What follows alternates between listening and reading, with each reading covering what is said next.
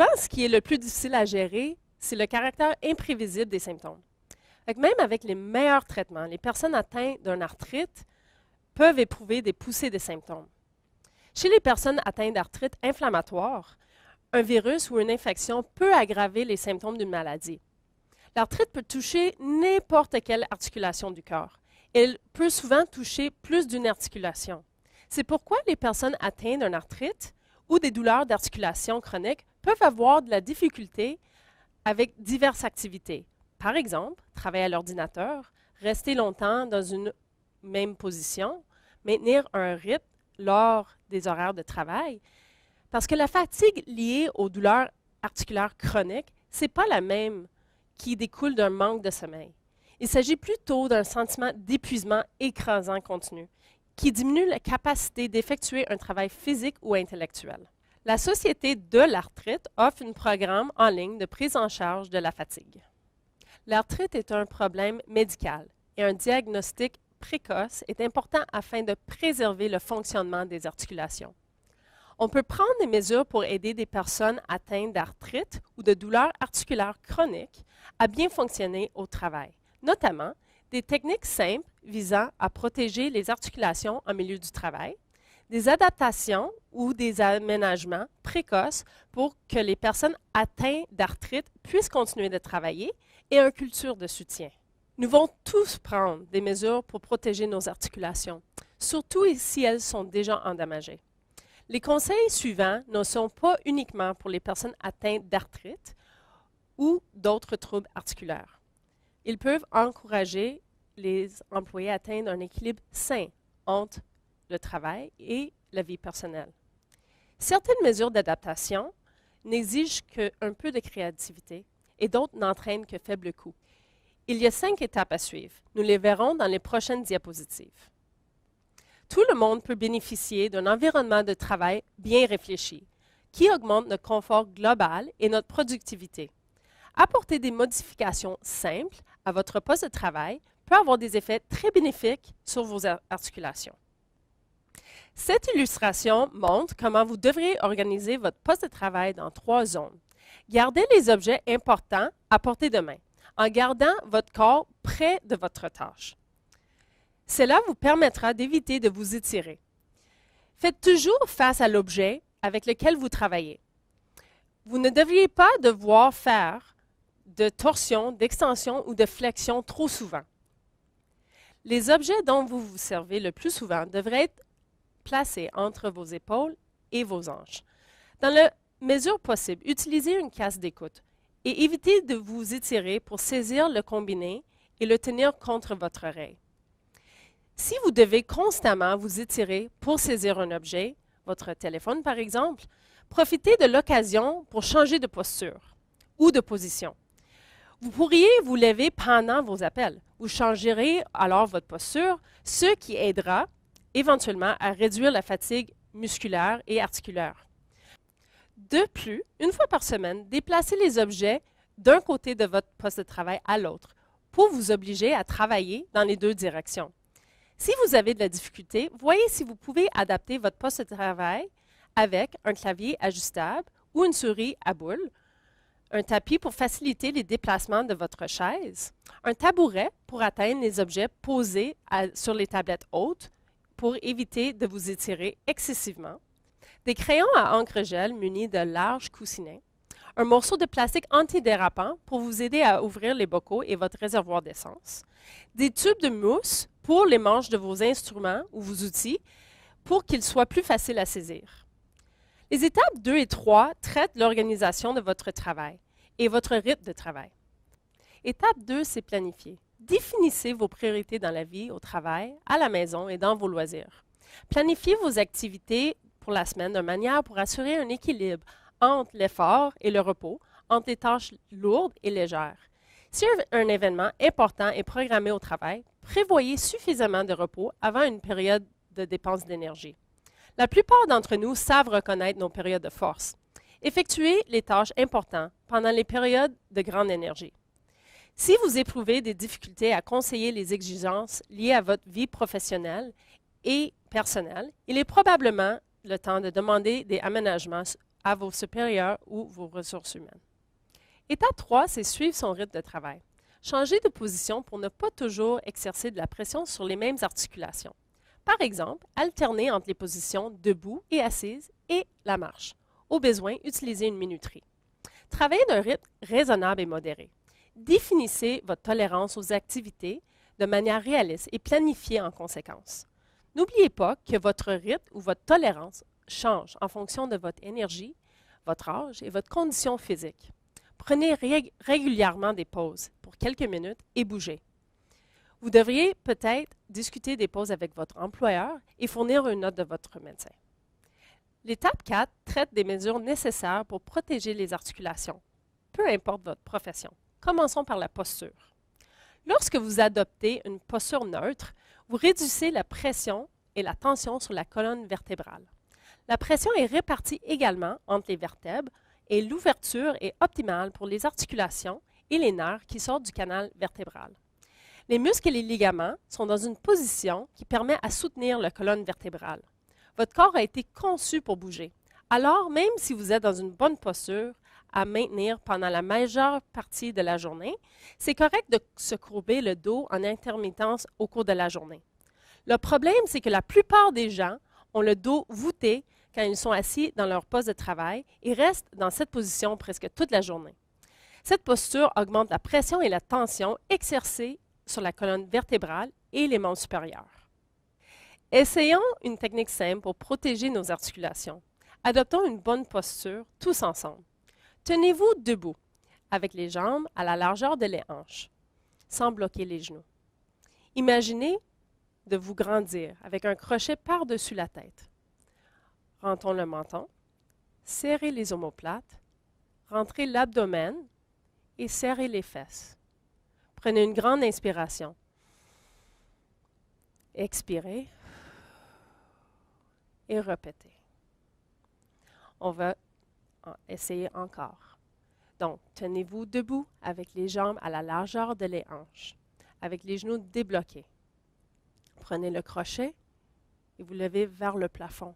Rentrez le menton, serrez les omoplates ensemble, rentrez l'abdomen, serrez les fesses et prenez une bonne inspiration. Expirez. Comment vous vous sentez avec cet exercice? Maintenant, on va parler des principes d'ergonomie. Premièrement, c'est très important de maintenir une posture neutre. Deuxièmement, gardez vos charges ou les objets nécessaires de vos tâches près de votre corps. En gardant les charges près de votre corps, vous réduisez la pression exercée sur la colonne. Une charge portée au bout de bras multiplie par 10 la charge exercée sur la colonne par rapport à quand c'est près du corps. Bougez et étirez-vous. Une posture statique fatigue les muscles et les ligaments, causée par une diminution de circulation sanguine. Bougez tous les 30 à 60 minutes en changeant de posture, en vous étirant. Réduisez au minimum la pression de contact. Avoir les poignets qui reposent sur le bureau ou être mal assis sur notre chaise peut causer de la pression de tissu et avec le temps, de l'inflammation, une diminution de circulation et de l'inconfort. Utilisez un éclairage adéquat. Un éclairage trop tamisé ou trop éblouissant peut causer de la fatigue oculaire et des maux de tête. Placez-vous et votre écran à la perpendiculaire des fenêtres et inclinez-le pour réduire au minimum les reflets. Ajustez les stores au besoin. Un bon siège, c'est important. Si votre fauteuil est réglable, vous devriez apprendre à l'utiliser. Votre fauteuil doit être confortable et soutenir le bas, le milieu du dos, ainsi que les cuisses et les fesses. Idéalement, vous devriez pouvoir régler la hauteur de votre fauteuil pour placer bien à rapport à votre poste de travail. Vous devriez avoir un espace de 2 ou 3 doigts entre le rebord du fauteuil et l'arrière de vos jambes. La hauteur du fauteuil doit être ajustée de manière que vos épaules soient détendues lorsque vous êtes en position de travail. Le siège doit être plat ou le vent doit être légèrement incliné vers le haut et jamais vers le bas. Voici quelques conseils pour ceux qui n'ont pas de fauteuil réglable. Utilisez un repose-pied. Vos hanches doivent être légèrement plus hautes que vos genoux. Vous ne devriez pas utiliser un repose-pied trop élevé. Un repose-pied incliné est plus confortable. Servez-vous d'un appui lombaire. évaluez la possibilité aussi d'échanger votre fauteuil qui vous conviendrait mieux avec celui d'un collègue. Un poste de travail confortable favorise certaines choses, donc une posture neutre où le dos et les épaules sont détendus et soutenus, les coudes près du corps et pliés à 90 degrés, les poignets et les mains droites et non pliées, un clavier placé sur le bureau ou sur un plateau. Évitez de déposer les poignets sur le bureau. La pression par contact et les mauvaises postures entraînent les troubles musculo-squelettiques. Pour l'écran, le bord d'outils devrait être au niveau des yeux. Si vous portez des verres progressifs, baissez légèrement votre écran. Les ordinateurs portatifs sont utiles, mais peuvent parfois nous forcer d'adopter une mauvaise posture. Pour réduire ces risques à un minimum, suivez les recommandations suivantes. Premièrement, prenez une pause de 1 ou 2 minutes aux demi-heures ou alternez les tâches. Évitez la posture de tortue, le dos voûté et avec la tête avancée. Évitez de placer l'ordinateur sur vos genoux pendant des longues périodes. Dans cette position, on diminue la circulation de l'ordinateur, ce qui peut entraîner une surchauffe. Placer une surface solide sous l'ordinateur peut aider. Si vous servez d'un ordinateur portatif pendant plus d'une heure, utilisez un écran externe ou un support. Un clavier et un souris portatif peuvent aussi être utilisés. Ne vous étendez pas lorsque vous servez d'un ordinateur portatif. Les postures assises ou debout imposent beaucoup moins de tension sur le corps. Souvenez-vous aussi de placer l'ordinateur portatif perpendiculaire aux fenêtres. Les meilleures façons pour vous installer selon la tâche à effectuer. Pour la lecture, placez l'écran en hauteur pour garder le cou en position neutre. Pour la rédaction, placez l'ordinateur plus bas pour favoriser une position neutre des poignets. Les muscles du cou étant plus gros que ceux des mains, peuvent supporter plus de pression. Essayez de rentrer le menton quand vous regardez vers le bas. De cette façon, la tête est plus alignée avec la colonne. Lorsqu'on utilise un téléphone mobile ou une tablette, on augmente les risques de douleur de cou et aux épaules. Ces risques viennent du fait qu'on adopte une mauvaise posture quand on se sert des appareils. Une posture où la tête est avancée augmente la pression sur la colonne, passant de 10 à 60 livres. Une pression répétitive crée une pression sur les pouces aussi. Les recommandations pour l'utilisation des petits appareils mobiles. Donc, la fréquence ne devrait jamais être plus de 15 minutes à la fois. Placez vos poignets en position neutre. Échangez la main qui tient l'appareil et tenez-la à la verticale. Gardez le cou et les bras et les dos droits. Reposez le pouce en utilisant d'autres doigts. Et servez-vous la fonction main libre si possible. Les recommandations pour l'utilisation d'une tablette, c'est quand même semblable. Par contre, la fréquence, nous pouvions l'utiliser pendant 30 minutes à la fois. Tenez-la en format portrait et, si possible, utilisez un clavier ou une souris externe ainsi qu'un support. Soulevez la tablette en appuyant contre un oreiller ou un sac à dos pour garder l'écran à la proximité et à la hauteur des yeux. Si vous travaillez de la voiture, n'oubliez pas de placer l'ordinateur portatif devant vous, assez près pour que vous puissiez le joindre avec votre avant-bras. Surélevez votre ordinateur portatif sur un support ou sur un sac à dos pour éviter qu'il repousse sur les genoux ou pour le rapprocher de vos yeux. Ne vous servez pas en conduisant, évidemment. N'oubliez pas de garder une posture neutre. Il y a des appareils fonctionnels qui pourraient vous être utiles. Par exemple, un pied de fixation pour l'ordinateur portatif, l'éclairage à l'ordinateur portatif, un filtre anti-reflet ou un support à ordinateur portatif. Il y a des conseils qui visent toutes les personnes qui doivent déplacer ou soulever des objets, à la maison ou dans le cadre de leur travail. Ils sont particulièrement essentiels pour les personnes dont les articulations sont déjà endommagées ou dont les muscles sont faibles. Si vous devez déplacer des objets lourds dans le cadre de votre travail, essayez de vous servir d'un diable ou d'un chariot. Lorsque vous voyagez, utilisez une valise à roulettes et limitez le poids dans vos bagages. Il faut utiliser des techniques appropriées pour déplacer et soulever des objets. Premièrement, il faut vous échauffer avant de soulever un objet. Testez la charge au préalable. C'est important de savoir combien que ça pèse. Prévoyez votre chemin et dégagez la voie. Écartez les jambes pour avoir un meilleur équilibre. C'est important d'avoir les pieds au moins à la largeur des épaules et d'une façon décalée. Lorsque vous soulevez des objets, placez-les devant vous.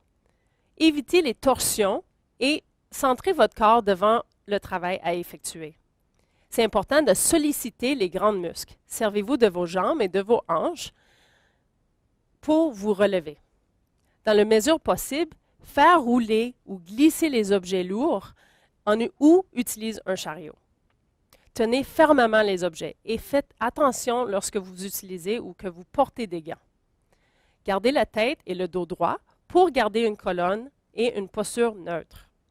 Et si vous soulevez une charge avec quelqu'un, je suggère toujours une charge plus de 50 livres, assurez-vous de bien communiquer avec votre partenaire. Prenez le temps pour déplacer des objets au lieu de vous presser et de risquer d'abîmer vos articulations. Planifiez soigneusement le déplacement pour éviter de bouger ou de soulever des charges inutilement.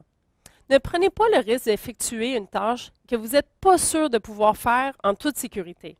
Demandez de l'aide à un collègue. Et n'oubliez pas, c'est important de vous étirer un peu après avoir conduit longtemps.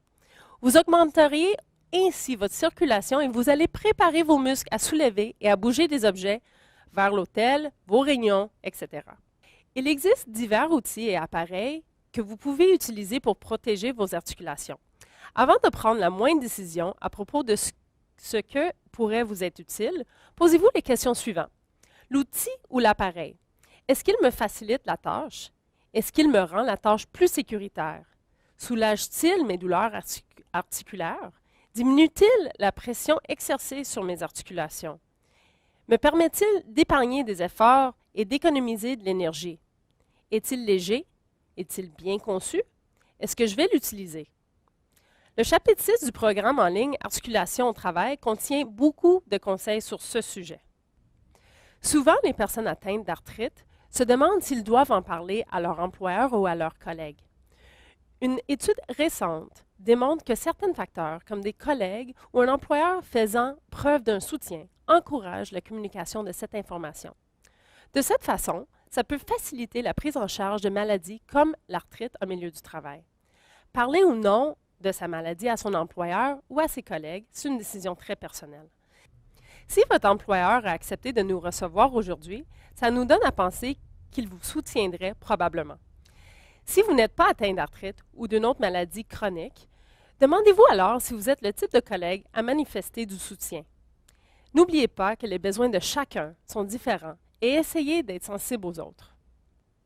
On aurait tendance à croire que la douleur causée par l'arthrite est une bonne raison de ne pas être actif physiquement. Pourtant, la recherche montre que c'est bien le contraire. Des activités bien conçues peuvent non seulement atténuer les douleurs articulaires, mais également accroître votre souplesse et votre forme physique générale. L'activité physique apporte d'avantages encore plus directs. Pour absorber les nutriments et évacuer les déchets, le cartilage des articulations doit être en mouvement. Lorsqu'on fait régulièrement de l'exercice, le cartilage, les ligaments et les os gagnent eux aussi de la force et de la résilience. L'activité physique et de l'exercice contribuent ainsi à préserver la santé des articulations. Utilisez les ressources à votre portée. Un physiothérapeute ou un ergothérapeute s'assurera que les activités que vous pratiquez répondent à vos besoins et vous aidera à concevoir un programme d'activité physique à votre mesure. Vous pourriez faire les exercices simples à votre bureau. La Société de l'arthrite offre sans frais une affiche de les 10 meilleurs exercices. Je vous invite à télécharger cette ressource sur leur site Web. Même si vous n'avez pas l'arthrite, adopter une mode de vie sain à l'extérieur du travail vous aidera à accomplir votre journée. Pour cela, il faut bien s'alimenter, dormir suffisamment. La plupart des gens ont besoin de 8 heures de sommeil et faire assez d'activité physique. Les muscles forts et souples protègent les articulations et les os forts préviennent les fractures. La brochure d'activité physique et arthrite publiée par la Société de l'arthrite présente d'excellents conseils pour devenir actif et le demeurer. On peut l'obtenir par le site arthrite.ca. Protégez vos articulations au travail et pendant vos activités quotidiennes est d'abord et avant tout votre responsabilité. Vous devez prendre en main la santé de vos articulations, que vous soyez à la maison ou au travail. Entourez-vous des experts dont vous avez besoin. Il y a toute une équipe soignante à votre disposition. dont certains membres sont accessibles par intermédiaire de votre employeur. Si vous voulez savoir plus sur les médicaments appropriés, les thérapies parallèles, les avantages de la physiothérapie ou les moyens de se servir de la chaleur ou le froid pour gérer de la douleur, tous ces renseignements sont à votre portée. Mais n'oubliez pas, vous êtes le chef d'équipe. Vous pouvez lutter contre l'arthrite.